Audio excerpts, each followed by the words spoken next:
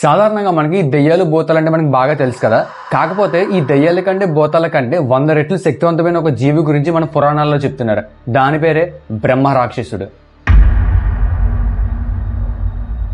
అసలు ఎవరి బ్రహ్మ రాక్షసుడు? కేవలం కథల్లో మాత్రమే చెప్పే ఒక కల్పిత పాత్ర, లేకపోతే ఈ భూమి మీద నిజంగానే తిరిగాడా? ఒకవేళ వీళ్ళు నిజంగానే మన భూమి మీద తిరుగుంటుంటే దానికి ఉన్న హిస్టారికల్ ప్రూఫ్స్ ఏంటి? ఈ రోజు ఈ వీడియోలో ఈ బ్రహ్మ రాక్షసుడు అనేవాడు అసలు నిజంగానే మన భూమి మీద తిరిగేవాళ్ళ, లేకపోతే ఇది ఒక కేవలం కల్పిత పాత్ర, మొత్తం ఫుల్ డీటెయిల్ గా క్లియర్ కట్ గా ఇవాళ వీడియోలో మనం చూద్దాం. మీరు చేయాల్సింది ఒకటే, మన ఛానల్ ఎవరైనా ఫస్ట్ టైం విజిట్ అయ్యి ఉంటే సబ్స్క్రైబ్ చేసిన పక్కన బెల్ ఐకాన్ ఆల్ పెట్టండి. అండ్ ఇలాంటి కంటెంట్ మన ఛానల్ నుంచి రోజు కూడా వస్తాయి. మనం టాపిక్ లోకి వెళ్దాం.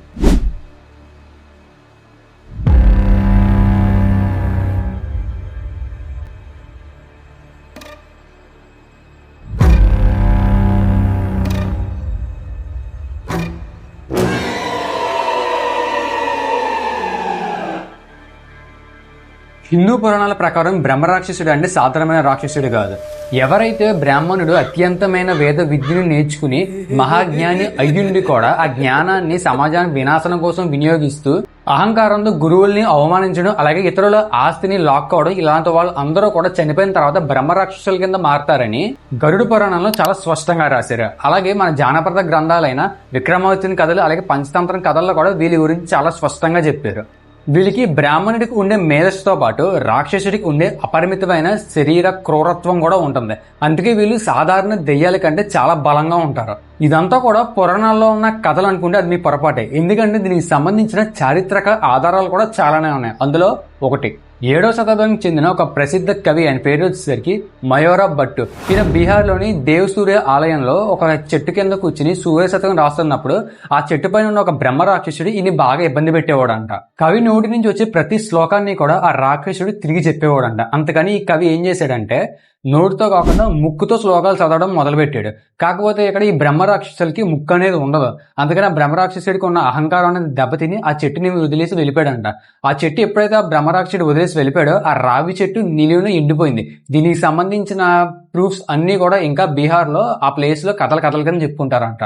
దీనికి సంబంధించిన రెండో ఆధారం వచ్చేసరికి మన కేరళని అలాగే కర్ణాటకలో ఉన్న దేవాలయాలు. అసలు మన భారతదేశంలో ఈ బ్రహ్మ రాక్షసులకి ప్రత్యేక గుళ్ళు ఉన్నాయని చెప్పి మీలో ఎంతమందికి తెలుసు? ఫస్ట్ ఇది కర్ణాటకలో ఉడిపి. ఈ ఉడిపి చుట్టుపక్కల ప్రాంతాల్లో జనాలు అందరూ కూడా ఈ బ్రహ్మ రాక్షసులకి ప్రత్యేకమైన పూజలు చేస్తారంట.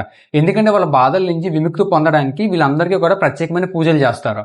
లోని మలయర్ గణపతి దేవాలయం అలాగే తిరునకర్ శివాలయం, ఈ రెండు ఆలయాల ఆవరణలో ఈ బ్రహ్మ రాక్షసులకి ఒక ప్రత్యేకమైన ఉప ఆలయం ఉన్నది.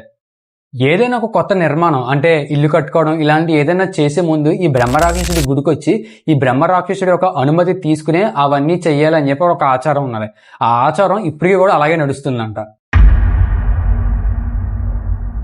ఇప్పుడు ఈ బ్రహ్మ రాక్షసుల కాన్సెప్ట్ ఉంది కదా, ఈ బ్రహ్మ రాక్షసుల కాన్సెప్ట్ ని అసలు ఒక సైంటిఫిక్ అండ్ సైకలాజికల్ వ్యూలో చూస్తే అసలు సైన్స్ అనేది అసలు ఈ టాపిక్ గురించి అసలు ఏం చెప్తుంది?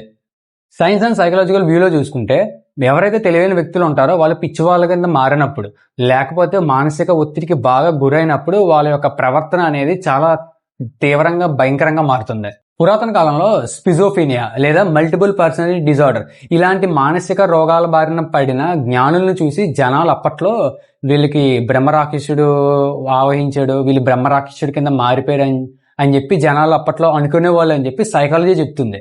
ఏది ఏమైనా జ్ఞానం అనేది మంచిగా వాడకపోతే అది ఎంతటి వినాశనానికి దారితీస్తుందో ఈ బ్రహ్మ రాక్షసుడి కథలు అనేవి ఒక మంచి ఎగ్జాంపుల్. చూసారుగా, పురాణాల దగ్గర నుంచి ఇప్పుడున్న ఆలయాల వరకు అంటే బ్రహ్మ రాక్షసుడికి ఉనికికి సంబంధించిన ప్రతి విషయాన్ని కూడా సైంటిఫిక్ వ్యూలోని అండ్ అలాగే మన హిందూ పురాణాల ప్రకారం కూడా చాలా క్లియర్ కట్ గా నేను ఈ వీడియోలో డిస్కస్ అయితే చేశాను.